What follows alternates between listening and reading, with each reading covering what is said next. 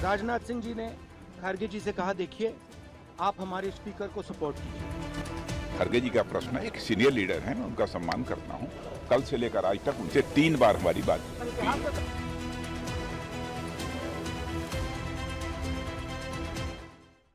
नमस्कार, रण क्षेत्र देख रहे हैं आप। आपके साथ मैं हूं लावनी विनीत। तो क्या टूट गई है संसद की परंपरा? क्योंकि जो परिस्थिति, जो तस्वीर सामने आ रही है वो तो इसी तरफ संकेत कर रही है, यही संदेश दे रही है। 18वीं लोकसभा का सत्र दूसरा दिन और बेहद हंगामेदार दिन, क्योंकि आज स्पीकर को लेकर तस्वीर स्पष्ट होनी थी। सुबह तक ये स्थिति स्पष्ट थी कि ओम बिरला स्पीकर के रूप में 18वीं सत्र में नजर आएंगे। 18वीं लोकसभा में खास तौर से स्पीकर के रूप में ओम बिरला ही नजर आने वाले थे।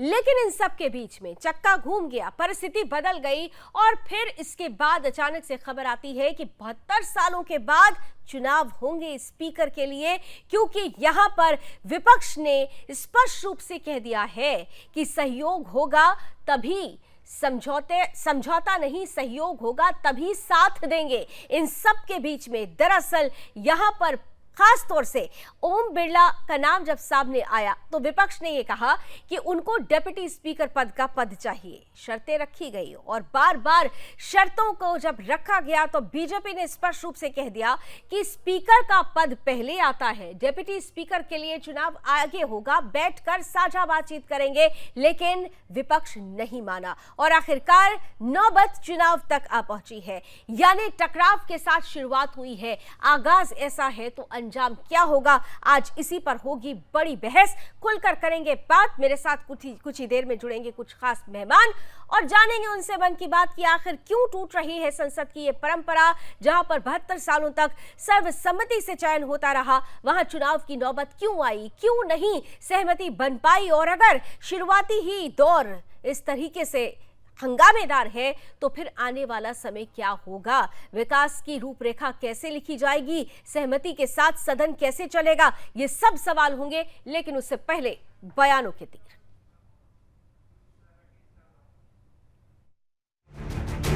आज अखबार में लिखा है कि प्रधानमंत्री ने कहा है कि ऑपोजिशन को कंस्ट्रक्टिवली सरकार के साथ कोऑपरेट करना चाहिए। ऑपोजिशन ने क्लियरली कहा है, राजनाथ सिंह जी का खड़गे जी को फोन आया, राजनाथ सिंह जी ने खड़गे जी से कहा, देखिए आप हमारे स्पीकर को सपोर्ट कीजिए।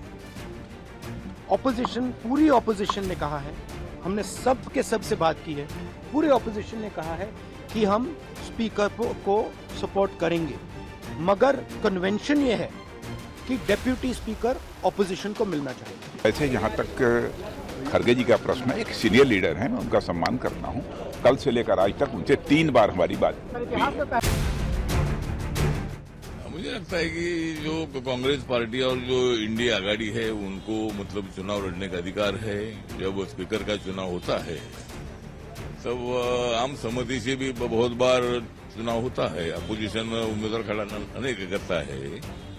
लेकिन अगर विपक्षी दलों ने अगर उम्मीदवार खड़ा किया है तो ठीक भाई, लोकतंत्र में खड़ा करने का अधिकार है। लेकिन जो हमारा एनडीए का जो उम्मीदवार होगा, हमारे पास क्लियर बहुमत है और हमारे बहुमत से ज्यादा हमारे पास बहुमत है, तो इसीलिए मतलब स्पीकर का जो हमारा एनडीए का जो कैंडिडेट है ये अच्छे वोटों से चुनकर आएगा और विपक्षी दलों को हमारी ताकत की जानकारी होगी। का नाम सामने आ रहा है और केंद्र सरकार के लिए आप उसकी समर्थन दो, तो कहीं न कहीं प्रश्न से उठता है कि जब देश की जनता ने आपको एक संदेश भेजा है, आपको मेजोरिटी नहीं दी है, आपसे कहा है कि थोड़ा फेरबदल करिए, फिर भी आप उनको जारी रखेंगे, आप उनकी सपोर्ट में यूज करेंगे।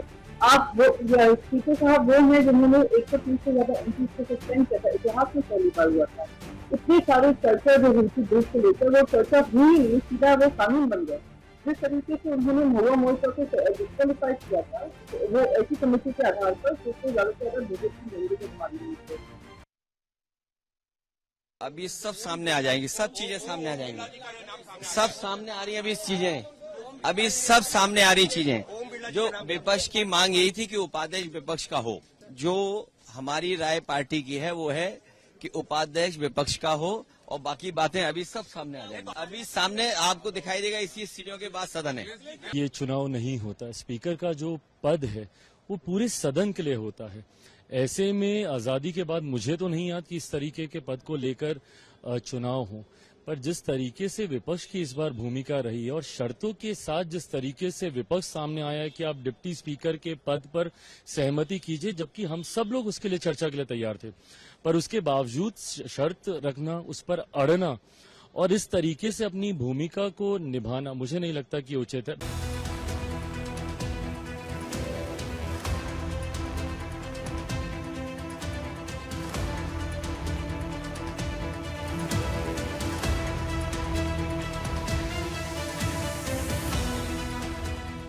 18वीं लोकसभा के पहले सत्र का शुभारंभ हो चुका है। प्रधानमंत्री नरेंद्र मोदी अपने मंत्रिमंडल के साथ संसद के सदस्य के रूप में शपथ ले चुके हैं, लेकिन आज सत्र के दूसरे दिन एनडीए और इंडी गठबंधन के बीच लोकसभा स्पीकर को लेकर ठन गई, जिसका परिणाम यह है कि भारत के इतिहास में अब पहली बार लोकसभा स्पीकर पद के लिए चुनाव होने वाले हैं। सत्ताधारी एनडीए ने जहां एक और इस पद के लिए ओम बिड़ला को अपना उम्मीदवार बनाया है, वहीं इंडी कुनवा ने के सुरेश को अपना उम्मीदवार घोषित किया है। ओम बिड़ला 3 बार से विधायक हैं और 3 बार के सांसद भी हैं। वहीं इंडी गठबंधन के सुरेश 8 बार के सांसद हैं। संसदीय परंपरा रही है कि लोकसभा स्पीकर सत्ता पक्ष की ओर से होता है और डिप्टी स्पीकर पद विपक्ष को मिलता है। वहीं इस बार बीजेपी ने स्पीकर पद के लिए विपक्ष का समर्थन तो मांगा, लेकिन डिप्टी स्पीकर पद का वादा नहीं किया, जिस पर कांग्रेस सांसद राहुल गांधी ने कहा कि विपक्ष स्पीकर पद के लिए सरकार का समर्थन करने को तैयार है, लेकिन बदले में डिप्टी स्पीकर का पद विपक्ष को चाहिए। राहुल गांधी ने बताया कि इस बारे में राजनाथ सिंह और मल्लिकार्जुन खड़गे के बीच बातचीत भी हुई, जहां राजनाथ सिंह ने कहा कि वो चर्चा करके रिटर्न कॉल करेंगे, लेकिन उन्हें अभी तक कोई कॉल नहीं आया। राहुल जिसे अब अपना अपमान बता रहे हैं, वहीं दूसरी ओर इस मामले पर सत्ताधारी टीम भी विपक्ष को घेरने में लगी हुई है, जिसके कारण बदलते मौसम के बीच राजनीतिक पारा एक बार फिर से चरम पर पहुंच चुका है। ऐसे में सबकी नजर लोकसभा स्पीकर के चुनाव पर है, जहां जीत तो एनडीए प्रत्याशी की तय है, लेकिन परंपरा की टूट के बाद। Bureau report, Sudarshan news.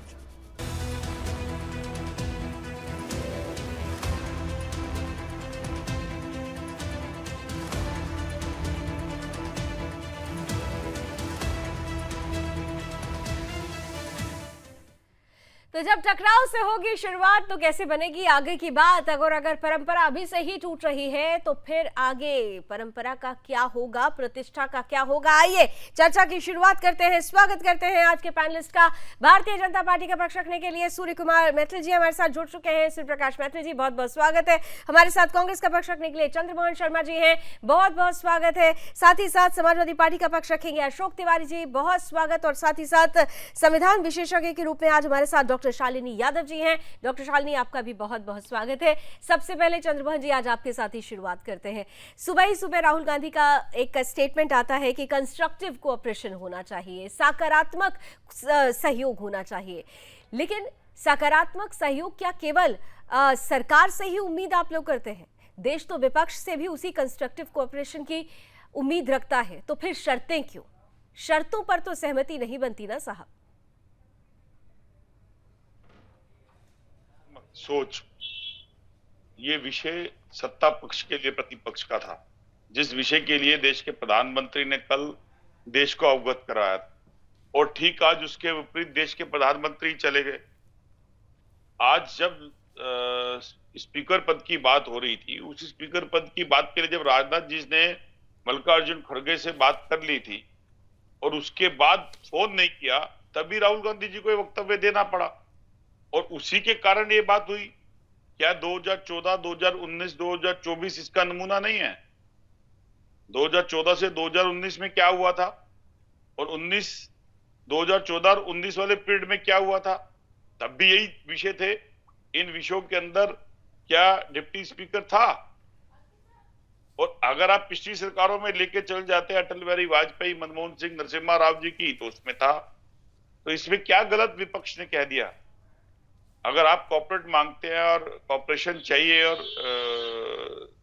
Corporation भी वो जो बैलेंस में चले, तो बैलेंस की प्रक्रिया तो सत्ता पक्ष को प्रतिपक्ष के साथ निभानी पड़ेगी।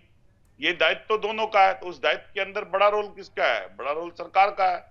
तो सरकार क्यों इससे पीछे भाग रही है, ये सरकार को आज नहीं बताना तो पड़ेगा। चंद्रमोहन जी एक बात समझाइए, सरकार ये कह रही थी कि हम तो पूरी तरीके से साथ लेकर चल रहे हैं, आप लोगों ने डिप्टी स्पीकर के पद की शर्त पहले क्यों रख दी? सरकार की तरफ से तो यही कहा जा रहा है ना कि डिप्टी स्पीकर का जो चयन होना है वो अभी तो होना नहीं, आगे चुनाव होना है, आपसी तालमेल से बात करके उस पर भी बात बन जाती। और जहां तक हमारे सूत्र ये बता रहे थे, सुबह सुबह लगातार ये खबर चल रही थी कि डिप्टी स्पीकर विपक्ष का ही होगा, तो इतनी हड़बड़ी क्यों थी? क्यों आप लोग शर्त पर शर्त लाद रहे थे?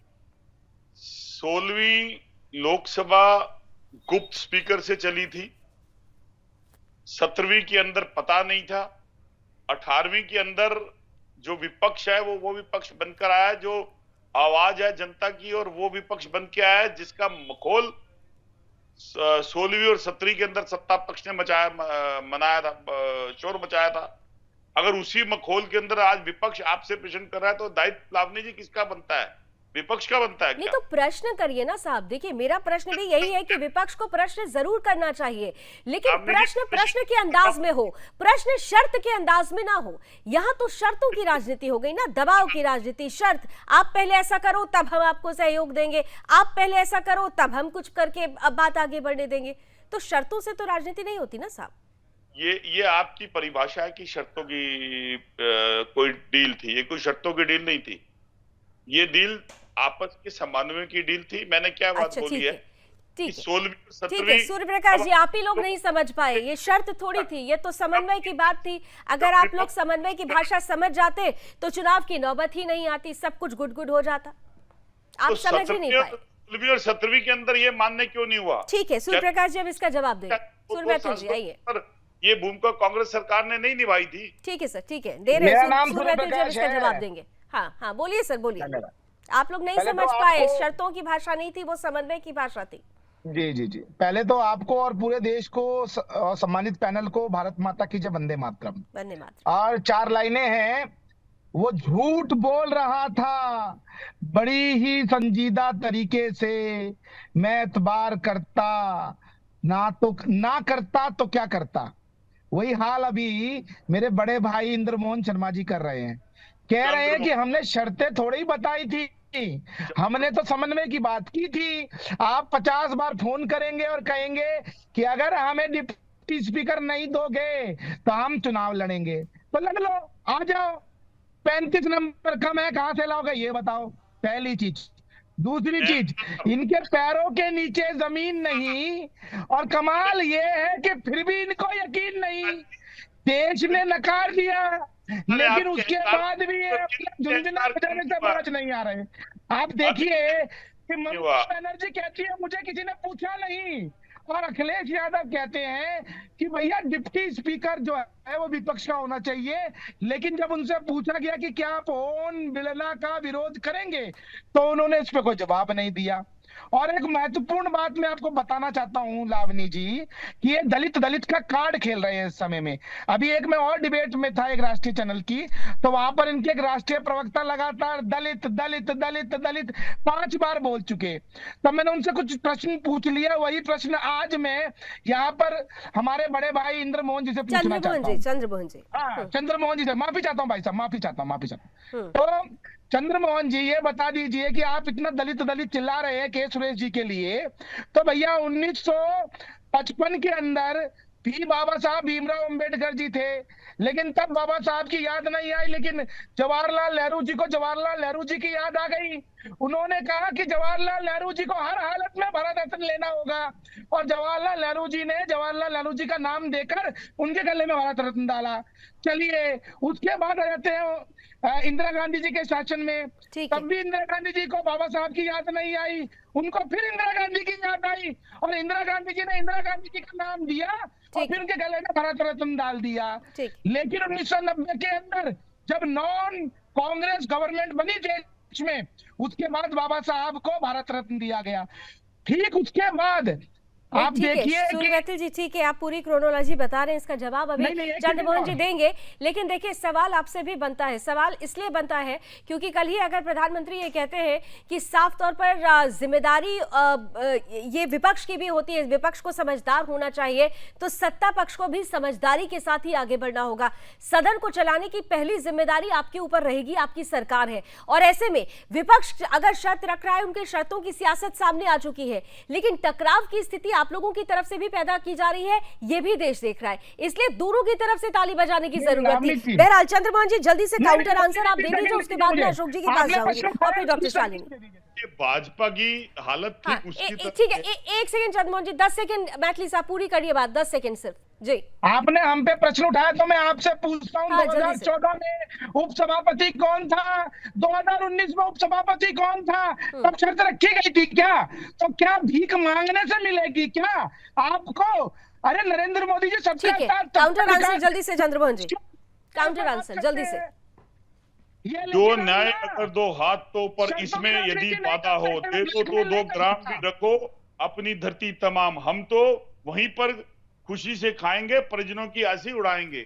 आपका कुछ नहीं हो सकता सूर्य मैथल जी, क्योंकि अहंकार जब चरम सीमा पे चढ़ जाए तो हठता का प्रयोग देश की जनता ने कर दिया आपको। जिस 400 पार के आप नारा लगाते थे वो 240 पे अल्पमत में लाके दे दिया। और जिस दलित कार्ड की आप बात करते हैं ना, वो दलित कार्ड नहीं है, वो बाबा साहब अम्बेडकर का दलित का स्वाभिमान और दलित का सम्मान है, जो आपके 10 साल के रहते हुए एक दलित के सिर पे मूत्र विसर्जन होता है, और वही दलित अगर घोड़ी पे चढ़ के जाता है और आप उसको नीचे उतार के आपके लोग उसके साथ अनैतिकता करते हो, ये सम्मान संविधान सिखाता है। और उसी दलित के ऊपर, उसी दलित प्राइम मिनिस्टर के बनने के ऊपर आपका भी उत्तर जी, संसद पे नहीं बुलाते हो, ये सम्मान था जिसको आपने अनदेखा करा था, इसकी बात करी गई थी।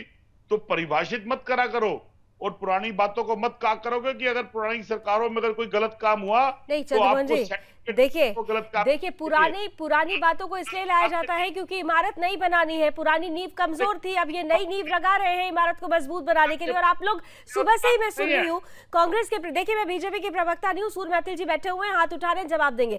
लेकिन एक बात जो आप लोग लगातार कह रहे हैं, कांग्रेस के तमाम नेता प्रवक्ता कह रहे हैं कि बीजेपी का घमंड टूट गया, ये हो गया, नंबर कम आ गए, वो नंबर कम आ गए। भाई तो फिर उस हिसाब से तो घमंड आपका कल टूटेगा, क्योंकि आपके पास तो वो नंबर है ही नहीं जिससे आप ये साबित कर सके कि स्पीकर के लिए के सुरेश का ही चयन हो जाएगा।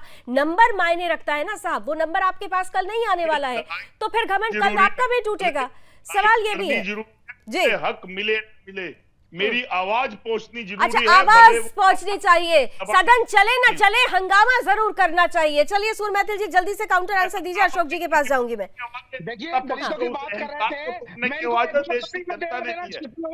कि धारा 370 लगाकर इस देश में 2 विधान 2 प्रधान 2 संविधान ही नहीं, वो जम्मू कश्मीर के दलितों का भाग्य भी इन्होंने बंद कर रखा।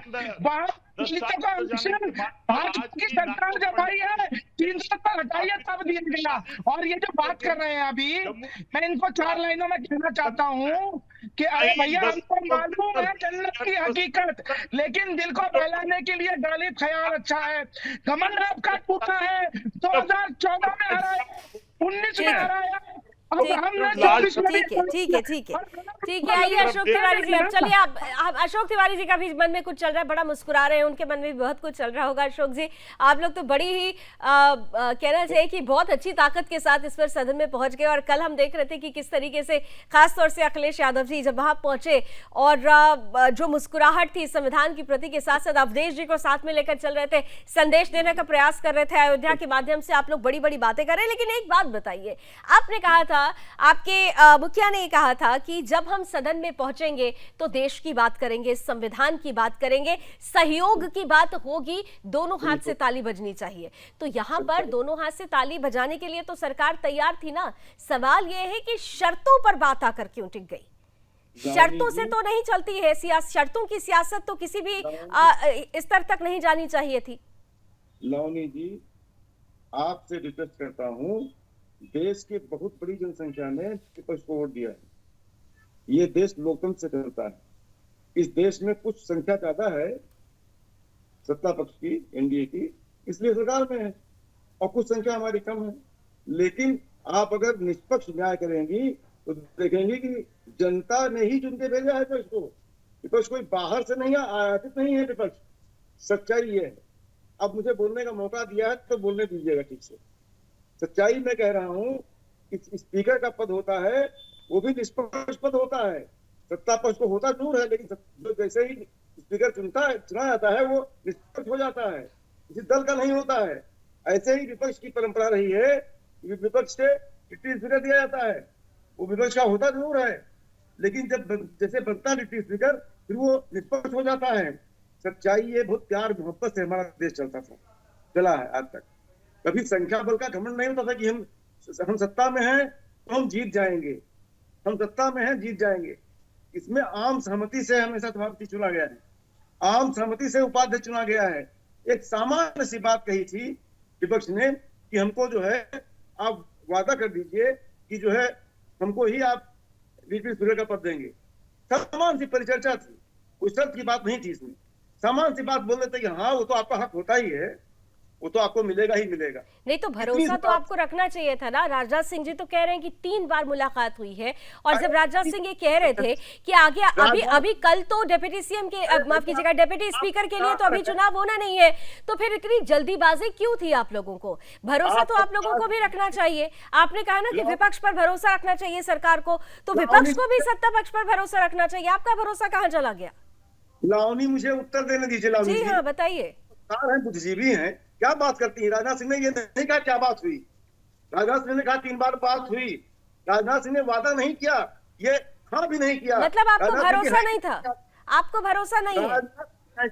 भरोसा क्या बात है इस पे? आप एक लाइन बोल देते हाँ वो तो आपका हक है, आपको मिलेगा। अरे भाई तो अगर ये तो वही बात हो गई ना कि आपको भरोसा नहीं है, आपको बात पर विश्वास नहीं है। आपको लग रहा था कि कहीं ऐसा ना हो कि डिप्टी सीएम को लेकर भी कहीं ऐसी स्थिति ना पैदा हो जाए, इसलिए चलो पहले ही शर्त रख देते हैं। विश्वास मोदी सरकार पर जो जिस तरह से 2 साल का दो टर्म का शासन किया है। साहब देखिए इतनी देर से तिवारी जी यही कह रहे हैं कि भाई अगर आप लोग कह देते कि अच्छा ठीक है डिप्टी स्पीकर आपका होता है तो फिर बात चुनाव तक आती ही नहीं, नौबत आती नहीं। वो कह रहे हैं कि इसमें भरोसे की कहां तक बात नहीं, हम तो अपनी बात रख रहे थे, आप लोगों ने बात को नहीं समझा। मैथिल साहब मैडम जी आप निष्पक्ष बोलिए, आप एक तरफा बात न करिए इस तरह से। एक तरफा क्या बात करूं? आपकी बात ले जा रही हूँ मैथिल जी के पास, आप ही की बात तो कर रही हूँ मैं।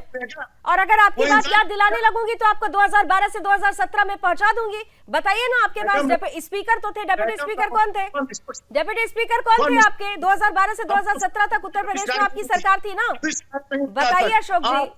इज्जत करता हूँ, शिकायत कभी नहीं हुई आपसे। अशोक जी अगर उन्होंने नहीं, एक सामान्य सी परिचर्चा थी, शिष्टाचार था, बोल देता कि यही बोल देता कि हाँ ठीक है आपको मिलेगा ही मिलेगा। अरे अशोक जी बड़ा आप लोग डिप्टी स्पीकर कर रहे हैं। मैंने एक प्रश्न पूछा ना, बताइए ना 2012 से 2017 के बीच में आप लोगों का उत्तर प्रदेश में डिप्टी स्पीकर कौन था? पता है या नहीं पता है? था भी या नहीं था? जनता देखती है, जनता निर्णायक है। आपका चैनल भी जनता देखती है। अशोक तिवारी जी, जनता ही निर्णय करती है। देखिए अशोक तिवारी जी 2 बातें करने लगे। पहले तो उन्होंने कहा कि भाई देखिए आप लोगों को पर आरोप लगा रहे हैं कि आप लोग अगर कह देते तो क्या फर्क पड़ता, भाई कह देते कि डिप्टी स्पीकर आपका होगा। मैंने उन्हीं की बात आप तक पहुंचाई, लेकिन उन्होंने कहा कि मैं एक तरफा बात कर रही हूँ। और मैं तब से पूछ रही हूँ 2012 से 2017 तक डिप्टी स्पीकर कौन था, तो ये बता नहीं पा रहे क्योंकि ये भी जानते हैं कि डिप्टी स्पीकर था ही नहीं। और आज की तारीख में इंडी गठबंधन शासित जितने भी राज्य हैं वहां पर स्पीकर और डिप्टी स्पीकर का पद इन्होंने अपनी ही पार्टी के पास रखा हुआ है। ये कई ऐसे राज्य हैं। लेकिन सबसे बड़ी बात मैथिल साहब देखिए, विपक्ष बार बार आप लोगों के भरोसे पर प्रश्न खड़ा कर रहा है। यहां अशोक तिवारी भी यही कह रहे हैं कि बहुत बेहतर होता आप कह देते कि भाई हम वादा करते हैं कि आपका ही डिप्टी स्पीकर होगा। क्यों नहीं कर पाए आप लोग? क्यों नहीं भरोसे में ले पा रहे हैं विपक्ष को? ऐसा कौन सा एरोगेंस था? दे रहे हैं साहब जवाब अशोक जी अब आपकी बात। मेरा सवाल है ऐसा कौन सा एरोगेंस था? कौन सा छोटे होते थे पानी ठीक है जल्दी से मैं गर्मी ज्यादा है, दिमाग पे चढ़ जाएगी। इनका फीडर ऑफ कीजिए पहले। जवाब जी देखिए लावनी जी, मैं पहली चीज एक बात बताना चाहता हूँ। प्लीज बढ़ा दीजिए। हाँ बोलिए सर, बोलिए। आपने एक बहुत अच्छी बात बोली लावनी जी, जो मैं कहने वाला था आपने वो चीज खुद बोल दी कि आप जरा मुझे बताइए ना, कांग्रेस शासित प्रदेश हो या समाजवादी पार्टी की जो सरकारें हैं वहां पर उनके राज्य में जब आप चले जाएं तो जरा पूछिए ना कि डिप्टी स्पीकर और स्पीकर की क्या स्थिति थी। एक और बात, इनको देखकर मुझे वो 4 लाइनें याद आती हैं, नजर नहीं है नजारों की बात करते हैं और ये जमीन पर चांदतारों की बात करते हैं। कल तक हाथ जोड़कर बस्तियां लूटने वाले आज भरी सभा में सुधारों की बात करते हैं। अरे हमने तो किया है, 2014 में दिया, 2019 में दिया डिप्टी स्पीकर विपक्ष को, इस बार भी देते। लेकिन अगर ये लोग शर्तों की राजनीति करेंगे, ब्लैकमेलिंग की राजनीति करेंगे, तो इस देश के अंदर जो प्रधानमंत्री है ना, वो 56 इंच की छाती, शेर का बच्चा, भारत माता का सपूत नरेंद्र मोदी, वो कभी भी शर्तों पर राजनीति नहीं करते हैं और न ही ब्लैकमेलिंग की राजनीति से वो प्रभावित होते हैं। आप आइए ना चुनाव में, अपनी औकात आपको पता चल जाएगी कि आपकी हैसियत और औकात क्या है। अभी कल जब ओम बिरला जी भारी बहुमत से चुनाव जीतेंगे तो आपका यह भ्रम टूट जाएगा कि एनडीए में कहीं दरार है या आप दरार डाल सकते हैं। पहली चीज सुनिए, जवाब दीजिए। चिल्लाइए। ठीक है अशोक जी, जल्दी से जवाब दीजिए, इंतजार करिए। किस हैसियत पहुंच गए हो? बीच में ये समाजवादी पार्टी के गुंडागर्दी आने चाहिए। नहीं व्यक्तिगत नहीं, नहीं ये व्यक्तिगत नहीं, ये व्यक्तिगत, आप दोनों व्यक्तिगत मत हो। ये देखिए राष्ट्रीय डिबेट है ना मैथिल जी ना अशोक जी, दोनों एक दूसरे पर व्यक्तिगत टिप्पणी नहीं करेंगे, मुझे दोनों का फेडर डाउन करना पड़ेगा। आराम से बात करते हैं, आराम से हेल्दी डिबेट कीजिए, हेल्दी डिबेट कीजिए। डॉक्टर शालिनी, ठीक है, all fader down only doctor Shalini please. Doctor Shalini, महत्वपूर्ण ये है कि देखिए अब पॉलिटिकल बॉडीज है, अपनी अपनी बातें रखेंगी, अपनी अपनी सीमाएं हो सकता हो कभी कभी क्रॉस भी कर जाती है, लेकिन जो इसका तकनीकी पहलू है, खासतौर से जो परिस्थिति बनी है वो परिस्थिति हम दशकों के बाद देख रहे हैं। चुनाव होगा स्पीकर का, सर्वसम्मति बनती हुई नजर नहीं आती, टकराव से शुरुआत हो रही है। ये पूरी की पूरी परिस्थिति को एक संविधान विशेषज्ञ होने के नाते आप किस तरह से लेती हैं? क्या हो सकता था? देखिए लावनी जी, इस पूरे को अगर हम संविधान के हिसाब से देखें तो संविधान तो हमारा बहुत क्लियर है।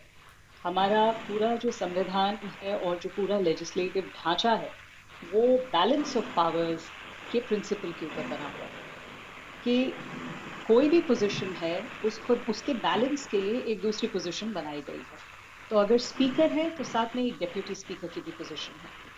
तो पहले स्पीकर डिप्यूटी स्पीकर दोनों एक ही पार्टी से हुआ करते थे, लेकिन ट्रेडिशनली 11th लोकसभा के बाद डेप्यूटी स्पीकर जो है एक तरीके से कंसेंसस, जहां हम देखें कि जो इलेक्शंस थे हमारे उसमें कोalition गवर्नमेंट्स काफी आने लगे उस टाइम, तो डेप्यूटी स्पीकर्स की पोजीशन बहुत इंपॉर्टेंट होती चली गई, क्योंकि एक तरीके से ये बैलेंस ऑफ पावर्स होता था ताकि कोई भी एक पावर या कोई भी एक सेट ऑफ पार्टीज के पास इतना पावर नहीं आ जाए कि उनका स्पीकर जो है वो टोटल डिसीजंस सिर्फ और सिर्फ रूलिंग पार्टी के फेवर में लेने लगे। इसीलिए डेप्यूटी स्पीकर की पोजीशन इंपॉर्टेंट बनती चली गई और इसीलिए समझौते के तौर पे या बैलेंस ऑफ पावर्स बना के रखने के लिए एक ट्रेडिशन एस्टैब्लिश हो गई कि अगर स्पीकर रूलिंग पार्टी या रूलिंग कोalition की तरफ से होता था तो डेप्यूटी स्पीकर जो है वो ऑपोजिशन पार्टी या ऑपोजिशन कोalition की तरफ से होता था।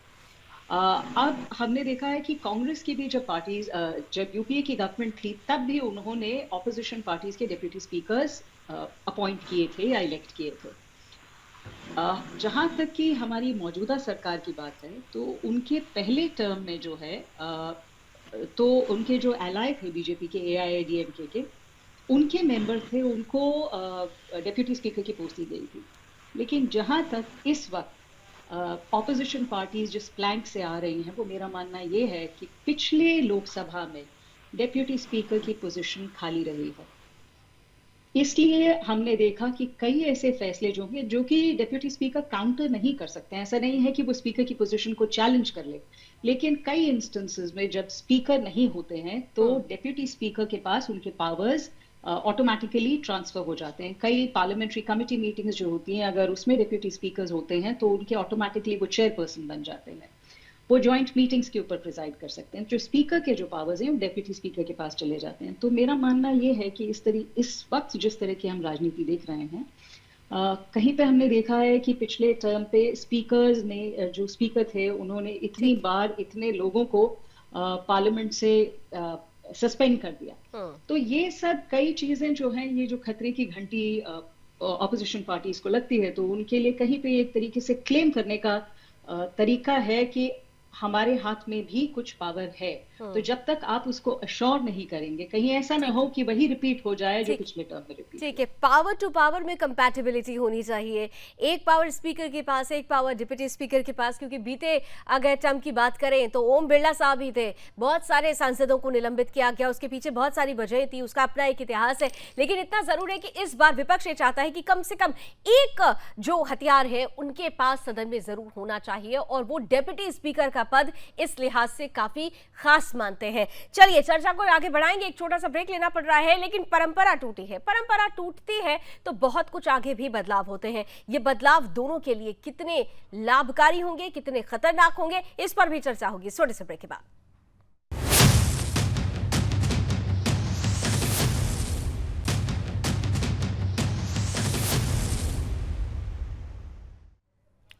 तो टकराव से हो रही है शुरुआत, आगे कैसे बनेगी बात, टूट रही है संसद की परंपरा, तो आगे की कहानी क्या होगी, इसी पर कर रहे हैं रण क्षेत्र में हम चर्चा। चलिए एक बार फिर से पैनलिस्ट के पास चलते हुए, चंद्रमोहन जी आपके पास आ रही हूँ। आपने डॉक्टर शालिनी यादव को ध्यान से सुना होगा, उन्होंने बहुत अच्छे तरीके से क्लैरिफाई किया कि ये जो बैलेंस ऑफ पावर होता है ये बहुत इंपॉर्टेंट होता है, और कहीं ना कहीं से क्या आप लोगों को ये डर सता तो नहीं रहा है कि अगर दोनों पद चले जाते हैं आपके हाथ से तो आने वाली स्थिति में आपको चुनौतियों का सामना करना पड़ सकता है?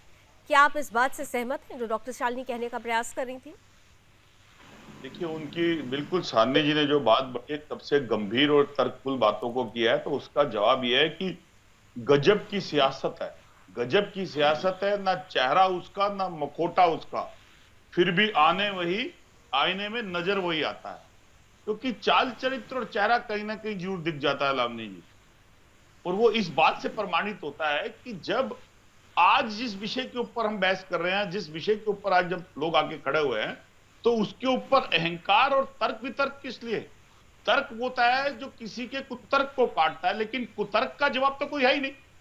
और कुतर्क का जवाब यही जो अभी बार बार सूर्य मैथिल जी बार बार दिए जा रहे हैं, तो उसका कोई जवाब नहीं है।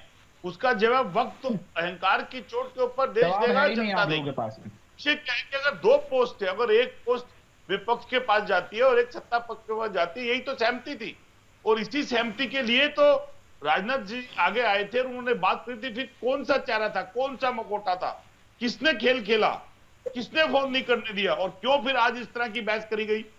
अगर ये पहला परिदृश्य है इस लोकतंत्र का और वाद और विवाद के ऊपर कुतर्क का सामना करने के लिए, तो हम तैयार हैं, हम उसका जवाब भी देंगे। क्योंकि ये विपक्ष वो विपक्ष नहीं है जिसके लोकसभा स्पीकर 100 सांसदों को निलंबित कर दे और 15 मिनट के राहुल गांधी के भाषण के अंदर 13 मिनट अपनी शक्ल दिखाया, 2 मिनट राहुल गांधी को दिखाएं, या राहुल गांधी जी या विपक्ष के किसी नेता के द्वारा बोले गए वक्तव्यों को डॉट डॉट करके खत्म कर दें, तो आवाज सड़कों से और सदन तक गूंजेगी और प्रश्न भी पूछेगी। उससे डर किस बात का? गूंजनी भी चाहिए सर, आवाज संसद में जरूर गूंजनी चाहिए, लेकिन वो आवाज सकारात्मक होनी चाहिए ना।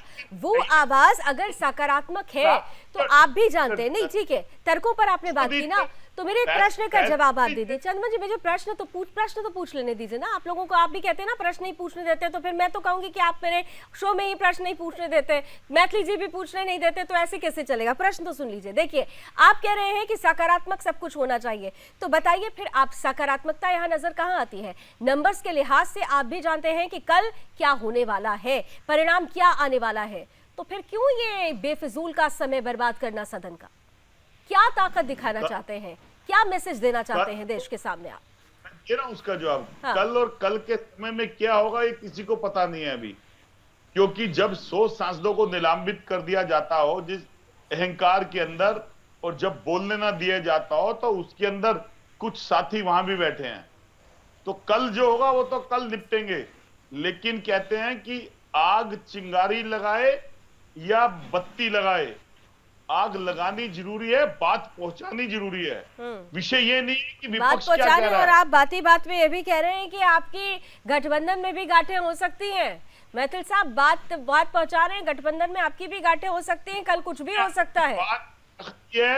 और ये बात बता दिया है कि जो अहंकारी सत्ता पक्ष अपनी गत 10 वर्षों से चलाता रहा, उसका ने अपने साथियों के साथ करा। अगर आज इस परिप्रेक्ष्य के अंदर साथी साथ में आए, तो कल उनका दमन भी वो इस तरह से करेगा। हाँ, सवारी आवाज जल्दी से जवाब दीजिए।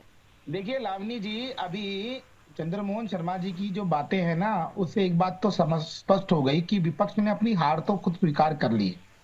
दूसरी चीज, ये कल जो इलेक्शन होने जा रहा है दुर्भाग्यपूर्ण है, क्योंकि ये एक लोकतांत्रिक मर्यादा जो है वो तार तार होगी, लेकिन ये केवल और केवल कांग्रेस अपने गठबंधन के अंदर ये देखना चाहती है कि कौन कौन उसके साथ है और कौन कौन उसके साथ नहीं है। पहली चीज, वो आपने कसरानी की मूवी देखी होगी ना, कि आधे इधर जाएं, आधे उधर जाएं और बाकी मेरे पीछे आए। तो राहुल गांधी जी ने भी ये तय किया है कि आधे इधर है और आधे उधर है, बाकी मेरे पीछे है। तो मैं देखना चाहता हूं कि कितने मेरे पीछे है। इनके 99 सांसद जो है उसमें से भी ऐसा हो सकता है कि कुछ हट जाए।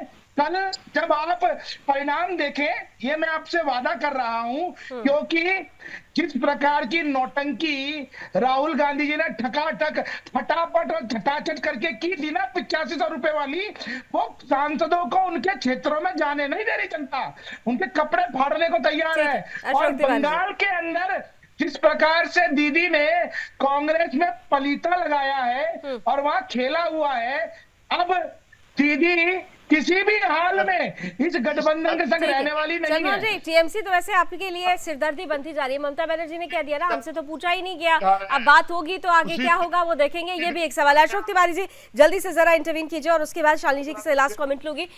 अशोक जी, हाँ 20 सेकंड में दे लीजिए। चंद्रमोहन जी मन में कुछ चल रहा है, 20 सेकंड देती हूँ, चलिए जल्दी से पूरा कीजिए, क्या कह रहे हैं? मन में चलता ही रहता है। एक सेकंड, सूर्य मैथिल जी की बात का ये जवाब दे रहा हूँ कि सूर्य मैथिल जी परेशान मत होइए, क्योंकि देश की जनता ने वही तो फैजाबाद की सीट पे आपको जवाब दिया, और वही जो दीदी की बात कर रहे हैं तो वही जो देश का प्रधानमंत्री आज भी नरेंद्र भाई मोदी है। किसी हवा में अशोक जी टर्म्स को डिक्टेट नहीं किया जा सकता है, ठीक है, ऑल राइट फाइन। अशोक जी आइए, आप आइए। टर्म्स को डिक्टेट नहीं किया जा सकता है, सबसे महत्वपूर्ण बात होती है। देखिए, आप लोग सदन में एक बहुत बड़ी ताकत के साथ आ रहे हैं। 10 सालों के बाद अगर विपक्ष की ताकत बढ़ी है तो उस ताकत को सकारात्मक मुद्दों पर खर्च कीजिए, उस ऊर्जा को सकारात्मकता के साथ खर्च कीजिए। ऊर्जा इधर उधर चली जाएगी तो फिर देश का क्या होगा, देश के मुद्दों का क्या होगा जिसके लिए आप लोग लड़ाई करने के लिए आगे आ रहे हैं। संविधान के प्रति हाथ में लेते हैं आप लोग, उसी संविधान को ताक पर रख रहे हैं। जी लावनी जी, आपकी बात से मैं पूर्णतः सहमत हूँ। आप अच्छी बात कर रही हैं, लेकिन इसकी जिम्मेदारी सत्ता पक्ष और विपक्ष दोनों की होती है। सच्चाई ये है, मैं बहुत अच्छी डिबेट कर रहा हूँ, आज समझिएगा तो आपको अच्छा लगेगा, नहीं समझेंगी तो अच्छा नहीं लगेगा आपको मेरी बात। मैं कह रहा हूँ, समझा लीजिए जल्दी से। शालिनी जी की बात से सहमत हूँ। शालिनी जी ने बहुत अच्छी बात कही है। वही बात मैंने कही थी कि जो स्पीकर बनता है वो भी किसी दल का नहीं रह जाता है, निष्पक्ष हो जाता है। जो डिप्टी स्पीकर बनता है वो भी किसी दल का नहीं रह जाता, निष्पक्ष हो जाता है। इसी परंपरा को आगे बढ़ाते हुए तब तो फिर आपने वही बात कर दी। आपने तो देखिए वही बात कर दी। ठीक है, ये सब जानते हैं, स्पीकर जब भी स्पीकर किसी पार्टी का नहीं रह जाता तो ठीक है। बीजेपी अगर डेप्यूटी स्पीकर बना भी देती है तो उस पर आपको भरोसा होना चाहिए, वो बाइस्ड नहीं होंगे, वो तो किसी पार्टी के हो नहीं जाएंगे। एक बार अपने मुंह से एश्योरेंस भी नहीं दे सकती है, इतनी घमंडी है आप। घमंडी नहीं कहते। अरे अशोक जी, आप मेरा घमंड मत देखिए, कल जब आप लोगों का घमंड टूटेगा ना तो वो पूरा देश देखेगा। एक्चुअली जो सवाल होता है ना, आप अपने ही जवाब में फंसते हैं और जब मैं उनको तर्कों के साथ काटती हूँ तो आपको सुई चुभती है और आपको सुई चुभती है। आप मुझे घमंडी बताइए, कुछ बताइए, घमंड कल टूटेगा। Doctor Shalini 20 seconds last comment, 20 seconds. Debate खत्म भी हो रही है sir, thank you so much समय देने के लिए। Doctor Shalini last comment doctor Shalini. Okay, all fade down please, only doctor Shalini जल्दी से 20 सेकंड लास्ट सबब। राजनीति अपनी जगह, लेकिन संवैधानिक तौर पे अगर हम जाएं तो डेप्यूटी स्पीकर की पोजीशन जो है वो ऑप्शनल नहीं है, मैंडेटरी है। और पिछली बार 2 ऐसे इंस्टेंसेस हुए, एक बार मॉनसून सदन के टाइम, एक बार बजट सदन के टाइम, जब ओम बिरला जी ऑपोजिशन मेंबर्स के बिहेवियर से नाराज होके उन्होंने वो सदन में आए ही नहीं। तब एक क्राइसिस क्रिएट हो गया। तब पैनल के जो चेयरपर्सन थे उन्होंने टेक ओवर किया। उसके अलावा सुप्रीम कोर्ट में एक पिटिशन थी, उसके अंदर उसके मद्देनजर जजेस ने यूनियन गवर्नमेंट को और 5 स्टेट गवर्नमेंट्स को इस बात के ऊपर नोटिस भेजा था कि आपने डेप्यूटी स्पीकर क्यों नहीं अपॉइंट किया, क्योंकि सेक्शन 93 और 178 के अंदर ये मैंडेटरी है, ये ऑप्शनल नहीं है।